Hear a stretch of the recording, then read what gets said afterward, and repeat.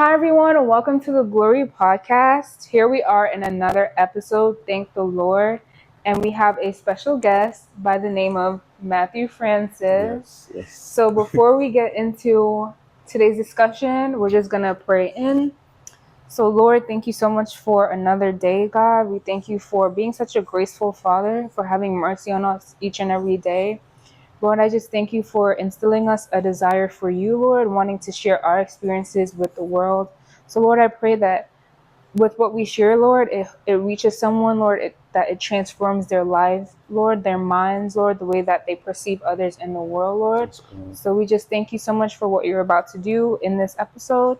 And we love you. And we say thanks in Jesus' name. Amen. So, Matthew, please introduce yourself, your major, what you do here at Penn State. So my name is Matthew Francis. My major is biological sciences and health professions, and I have a minor in neuroscience. In terms of what I do here at Penn State, I'm a student, of course. I'm also the treasurer of Unity Christian Campus Ministry, UCCM. And I'm involved in a couple other activities on campus. I'm a facilitator for World in Conversation. I do some research, so I'm pretty involved on campus. What would you say is something you like about your major? Like, why did you choose it? Why did I choose my major? I don't know.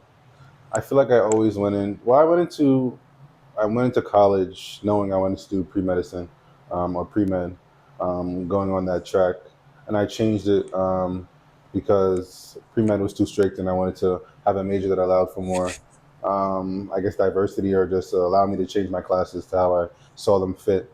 But in terms of why I wanted to do medicine, and I guess. I don't know. I always say this. I always say the greatest thing someone can do is lay down their life for another individual. And in terms of medicine, that's like my version of doing that, giving my life to a greater cause. I'm gifted by God to even have the intelligence or knowledge to use it to be beneficial to another individual. So, and I love medicine. So I kind of wanted to have those things go hand in hand and use my life to benefit something greater. Wow, that's so profound. Yeah, thank you. I don't know if I really explained it well, but I'm pretty sure you did. okay. Well, I mean, I guess for me, like being a sociology major, it kind of goes hand in hand with wanting to help others. Mm, Of course, I don't take like the rigorous classes that you do, but for me, like, I think it's more about like the experience rather than like creating or learning about antibiotics that could help it's not only people. that, but I understand what I you're trying to mean, say. I know, but I think for me, it's Mm, it's more about experience. It's more about understanding the experience that people have been through and mm, how, you know, finding ways to help them navigate through those experiences. mm, And I think that's how God works. Like, mm. we experience things and He helps us navigate through our own experiences. Yeah, definitely. So I think having a source, having God as a source for whatever we plan to do after college Mm, would be really beneficial to like our patients or people who we decide to mentor. definitely.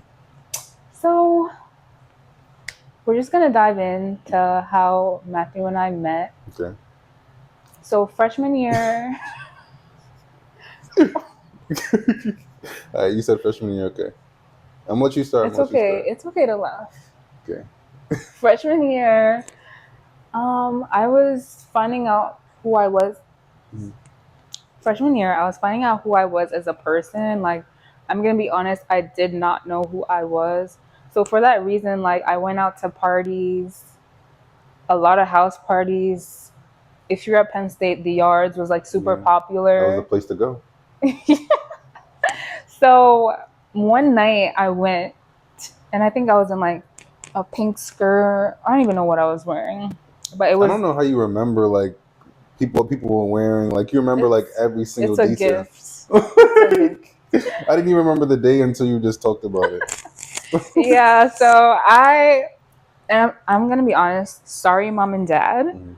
but when I go to these parties, I'm dressing up. Okay, I'm looking smexy. Like, I was looking good.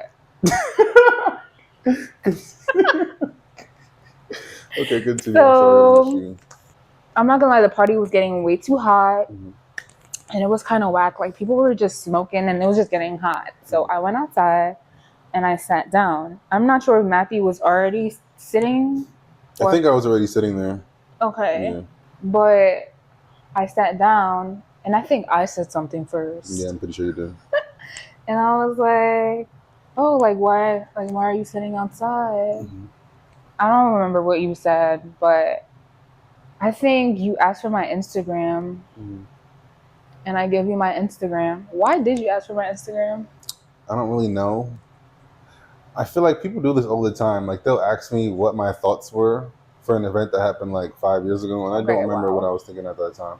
Maybe just like you sat down, you're a black person.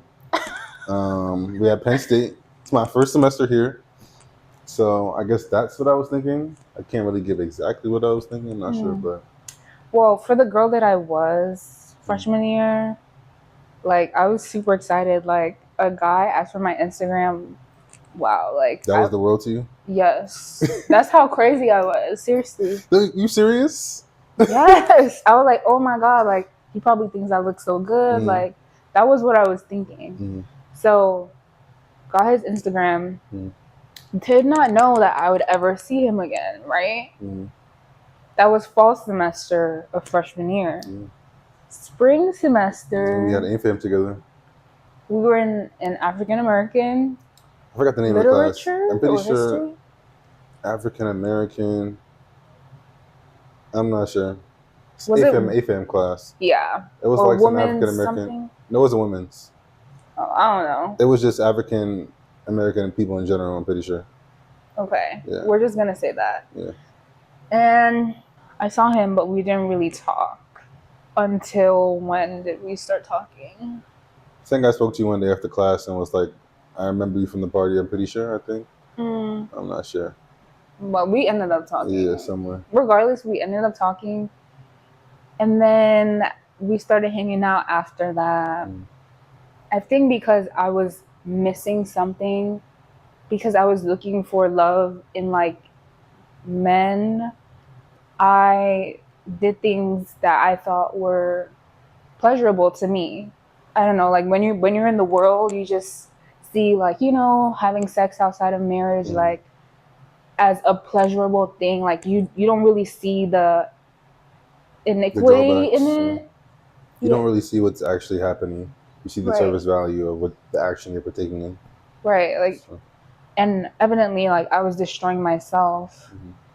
But I'm not sure, like did you think that at the time that what you were doing was like In terms of freshman year, spring semester, my concept of a relationship with God wasn't solidified. So, in the ways that I would act, everything was very normalized. I grew up in a Christian household. Nothing was really pressed upon me in terms of like the way I should be acting or just the way a Christian embodies themselves. mm, So it wasn't pressed upon me, and I'm thank God it wasn't pressed upon me because usually when Christianity is pressed upon you, when it's like do this, do this, do this, do this, those are usually the people who draw the furthest away from God. right. So I'm thankful it wasn't pressed upon me, and I got to have my own encounter, my own relationship with God. And that's kind of what sophomore year was. It was realizing that my parents' connection um, and their relationship with God wouldn't facilitate my own connection and relationship with God. Mm, So that's kind of what I was learning as I got closer to ECCM and having a relationship with God. But in terms of, I feel like this, I just sidetracked the question. What did you say? like freshman year, spring Oh, was that like what was semester, my? How did I embody like living for the world? right? How did And I like think about sexual that? immorality, Yeah. things like that. How did I envision that? Well, in terms of that, I was of the world, so like that was seen as like things that you partake in. Like as a guy, like and you're in the world, it's like, oh, who can get the most bodies? Who can speak to the most girls? So it's like that was more of something that I wanted to do at the time. Like it's like this is what I should be doing, or my friends are doing this. Like this is what guys are supposed to be doing. Like so, Yeah. that's kind of how I was thinking about it. I think for me, even though I was like 19, 18, 19, Mm. I thought I was 25, Oh wow, okay? I thought thought she was that grown. I thought I thought I was grown. So I was doing grown people Mm. things, right? Mm. And through the process, that's how I got to know Matthew. But there was this one day when Matthew had came over and I had made like food to eat, and he went outside to smoke or whatever. And I was just thinking, like, is this really the life that I want to live? Like, is this the guy that I want to continue the rest of my life with? Like, that's what I was thinking. You would think about that in your relationships? Yeah. Like, interesting.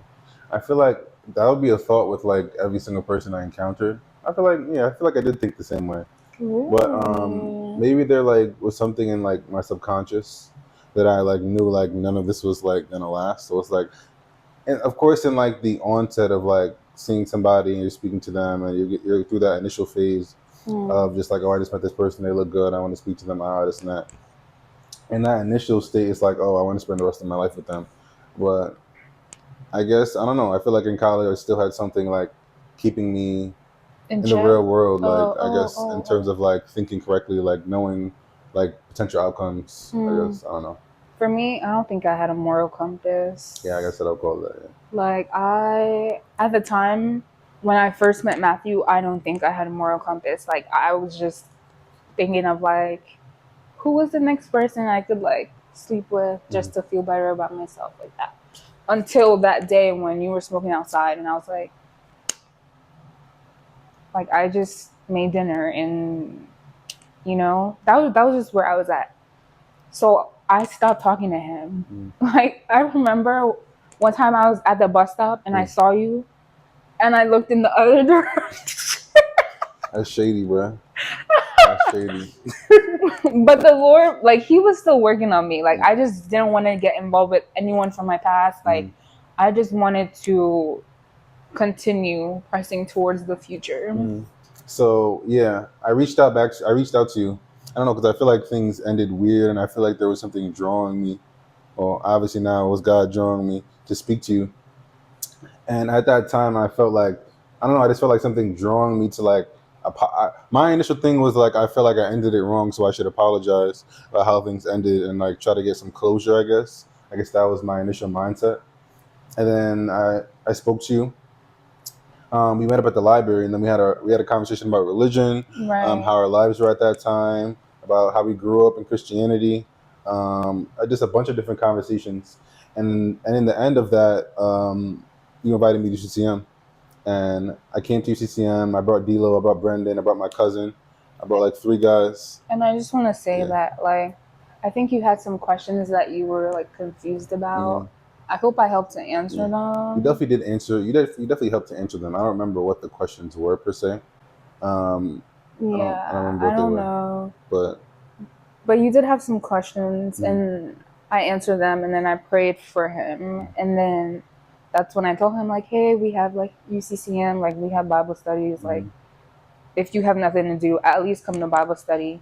Then he showed up, and mind you, prior to that, UCCM, Unity Christian Campus Ministry, filled with girls. It was filled with women, like, and we were praying for God to bring some men in. We were actually praying because we did not have any men. And it's crazy because there were some men before There were some men before that. There was right? one. No, like not that year. I'm talking about like earlier in like the UCCM years. Like there were men, right? There were a lot of men. There was more women than men. Oh, the entire time? Yeah. Oh wow.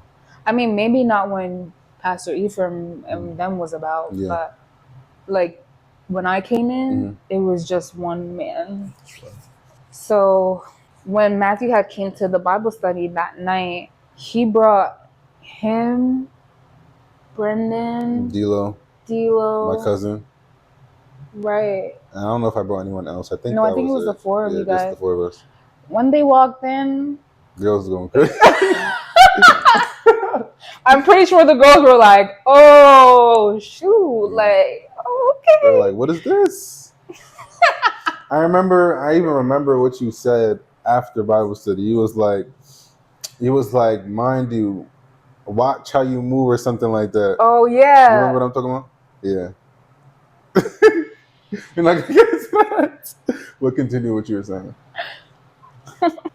Evidently, it was like one of the best things he could have done for the both of us, because I was on my walk before Matthew like officially started Yeah. his. So through my testimony, having him come back to God was like something super powerful. Yeah. So like my question to you was like, what was it like taking the official step to come to Bible study and like bring the guys with you? I guess the one major reason why I knew I should have headed in that direction and like go and like went to UCCM and accepted the invite was because after I came home that day, I listened to some gospel music and I just started crying. Like I was just crying. That I don't know. I was crying for like 30 minutes to an hour just listening Wow. to this song. And then I was like, why am I crying? And I'm pretty sure we talked about not crying as a guy. Like like I didn't cry or Mm, something like that. Like we talked about emotions and stuff like that. So it was mm, kind of funny how I was speaking about not crying, and then I cried when I went home. But in terms of that, I just knew that there was something else that I was missing. And in terms of like in life, I thought that way. Like at that time, I was going through like a crisis because I didn't really know whether I wanted to stick with my major. mm. That was one of the things that I was going through at that time. I was like, I don't know if I want to still do pre med. I don't know if I still want to sit here and go through all these classes and have this future in medicine. And at that time, I felt like majority of my time at Penn State was for my parents. It wasn't even for me. Like I was going here to school to make sure my parents were happy. Like I was doing something. Like I was going somewhere. So I feel like that's one of the major reasons I had that crisis because like I wasn't doing it for myself. So if I'm not doing it for myself, I'm not going to feel like there's any value in what I'm doing. Mm. So that was one of the things that I was going through at that time, and it happened the next year too, which is kind of crazy. I feel like every single semester there was just something that I was just like I was at like a stopping point. I was like at an impasse. Like which way Yeah. do I go? Like I'm confused. I don't know. Mm. Everything feels jumbled. But yeah. But by the grace of God, I was brought to UCCM. I feel like that day really was a turning point. Yeah, and it definitely And pushed me in the right direction were you still like doing of this things? world. Yeah. Yeah, definitely. I was. I'm pretty sure I was still smoking. I think that was sophomore year. Or I think I was just stopping at that time. Sophomore year, yeah. There was a period where I was like smoking off and on, but I knew like it was a. I knew I needed to stop.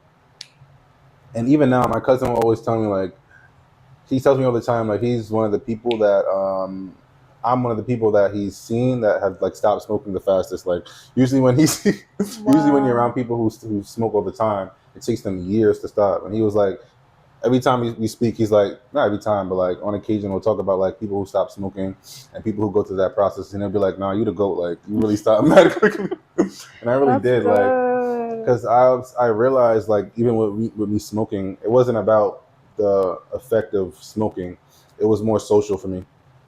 So like once I really stopped being around the people who were smoking, I didn't really smoke by myself, or it was rare. And then eventually it was just like I really don't need this because my future, where I'm going, and this is not something I need to be depending on.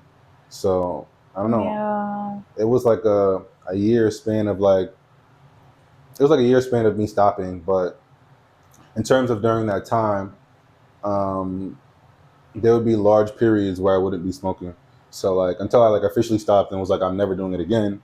It took a year, but in terms of like me just like stopping hanging around the people and stopping smoking by myself, it was rather quick. But yeah.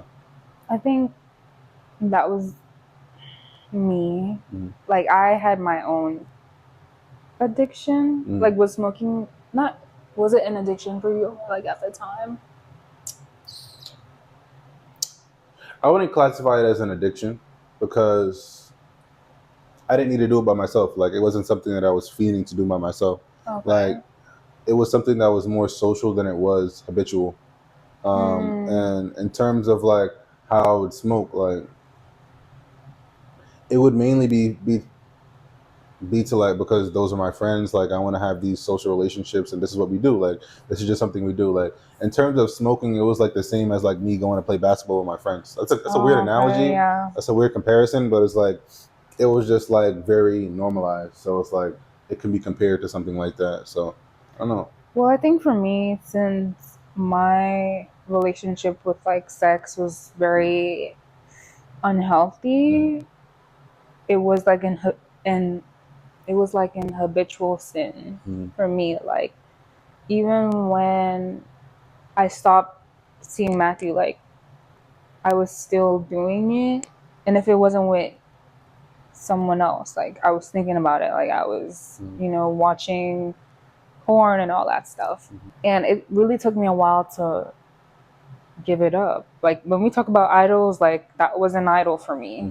And I'm gonna be honest, like it wasn't until this is the first year like I actually feel connected with God. Like I actually feel clean and like the pure, even not purest, but this is the year that I actually feel pure. Like I feel clean. Washed by blood and lamb. Yeah. Even junior year, like I wasn't really struggling with that per se, but the urges, like the desire, like it was still there. And I guess I'm now in a place of desiring God more over that. So that was something I would say I was still struggling with, even though I had made the decision to walk with the Lord. Like I was still struggling to like fully surrender my life to Him. Granted, at the time I was on e-board. I guess I'm still kind of am on e-board. I served on e-board for like 2 years. It was 2 years? Or 3? I don't even know. It 2 can't or be 3. 3 years. It's 2 years, I'm pretty sure. Probably 2. This is my 3rd year. So e-board, I think, was an entryway for the Lord to actually work in my life. Like dealing with other young Christians who are struggling with like their walk. It held me accountable for what I was falling short on. Yeah. And if I didn't serve on the e-board, I think I would have just came to Bible study and would not have taken anything seriously, given the mindset that I did have. Now that I'm on the other side of things, like I've seen how the Lord has miraculously worked in my life. Like the way that I just view like even reading the Bible and the basic things that we take for granted, like it's definitely on a different level. Like every year we come here, like it'll be like a new mission, like a new task for the Lord to like move in our lives. I'm not sure if it's the same for you. Like I think by being on the e-board, the Lord has definitely revealed to me the areas that I need to work on. Because in a leadership role, you're exposed, so, and you're called to act in a certain way. So I definitely think, at the least, it's been to show me the areas that I definitely need improvement. It's definitely been helping me facilitate my relationship with God, in my areas that I'm weak. And also the major thing that God has been showing me, that in my weakness, His strength is made perfect. So teaching me to lean on Him more. I I put my opinion very highly. So like I lean very highly on my own opinion. And I talk about this verse all the time, Proverbs 3, 5, and 6. Trust in the Lord with all your heart and lean not into your own understanding. In all your ways acknowledge Him and He shall direct your path. I lean onto my own understanding a lot. So that's one lesson the Lord has just been trying to stick with me. Like I say it all the time, like He's really been trying to force that. Like, you know what's so crazy? yeah, that's really, I asked Heaven like, what is the one advice we give to viewers? yeah, She used that same scripture. that's funny. That's crazy. I didn't even watch it. I was about to watch it earlier. No, I was just like, you didn't even watch Yeah, I it, didn't and you watch said the same thing. I feel That's like crazy. it is crazy. Yeah. I don't know. I feel like that's one thing that it surmounts everything, because even just being accessible to God, like your mindset, the way you think, like the way you act, like if you're not susceptible to change, if you're completely leaning on your own understanding, your own knowledge, what you've contrived, your experience, you can never fully gain a relationship with God, and you can never have that full access. So I think your understanding at first is key, because knowledge is power. Um, and in terms of getting the knowledge of Christ, if you don't even have the understanding of realizing that you're less than God, then you can't even get to a point where you can have a relationship with God. Like I think understanding is key. Understanding His Word, understanding where you are in relation to Him, understanding what you're called to do. Like all of these things are just, they come with that lean not onto your own understanding. it's a very large phrase. It's not a large phrase. It's very small, but it encompasses a lot of different things. And understanding is one thing that the Lord is trying to work with me right now. And I like that though, because in the beginning of Proverbs, it talks about like wisdom, like, the call of wisdom, what the value of wisdom is. Yeah. And in Proverbs 2, it says, Proverbs 2, verse 3, my son, if you receive my words and treasure up my commandments with you, making your ear attentive to wisdom and inclining your heart to understanding, yes, if you call out for insight and raise your voice for understanding, then you will understand the fear of the Lord and find the knowledge of God. Mm-hmm. So, like, that is so true. Like, understanding definitely leads to knowing and storing in your mind, like, who God truly is. Mm-hmm. And I also think the beginning of understanding is like humility. Understanding, like what you said, like, you are less than God. Like, without God, you're nothing. Like, He lacks nothing, but if we don't have Him, we will have nothing, because He Definitely. is Everything. literally. Because like even just hearing that God is above and then you're beneath, looking at that and removing humility out of it, you just see words. So like you still lack the understanding, even if you be like, oh, God is above me, I'm below, or just like Right. God is the king, Adonai, whatever you want to say to show reverence to God. Like if you remove the humility aspect, if you remove the understanding of who He is, you still lack the interpretation. These words mean nothing, because it's just like I'm reading some words on a page, or just like Right. I'm listening to what someone is telling me and I'm not understanding it. So yeah, that understanding is so key in what is being said and how you're interpreting it. So yeah. No, definitely. And just thinking back on freshman year at least, and like sophomore year at Yeah. least, the reason why I was oppressed is because there was that spirit of pride. Like, there was no spirit of humility, wanting to surrender my life to a God whom which I did not know. Like, because I didn't understand who God was, and understand His goodness and His kindness and mercy towards me, I thought that I was like the ruler of my life. And since I thought I was the ruler of my life and I was quote unquote ruling my life, it led me in situations that, yes, ultimately led me back to God, but they damaged me in the process. And I think there are many people who go through life thinking that they're the ruler and controller of their lives, and they put themselves in situations that the Lord didn't even Tell them to go intend for to. them to be in, Yeah, and then definitely. we blame God for something that He has nothing Yeah, to do and that wasn't with. His direction. Yeah.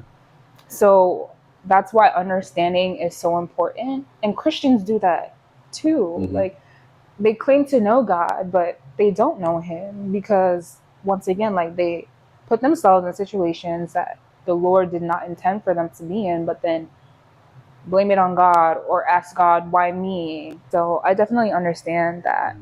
And even Proverbs 1 says, to know wisdom and instruction, to understand words of insight, to receive instruction in wise dealing, in righteousness, justice, and equity, to give prudence to the simple, knowledge and discretion to the youth. Let the wise hear and increase in learning, and the one who understands obtains guidance. To understand a proverb and a saying, the words of the wise and their riddles. The fear of the Lord is the beginning of knowledge. Fools despise wisdom and instruction. Even right there, it's talking about understanding is the key. Yeah, before Right, you can do anything, you need to understand. right. So And it also says, like, when you understand, like, you can you experience. have the ability to be guided. Yeah, definitely. You can't go about life not understanding the basic things. Understanding, for example, like a practicality, understanding how to read. If you know how to read, you know how to read signs on the road. You know where to go. You know where you're driving towards. Yeah. If you don't, if you're illiterate, sorry to all my illiterate people, but if you're illiterate, you're going to have struggles. You're going to struggle. So, saying that to say this, the Lord is basically telling us not to be fools, but to be wise, understanding that the beginning of knowledge is knowing and understand who he is as God.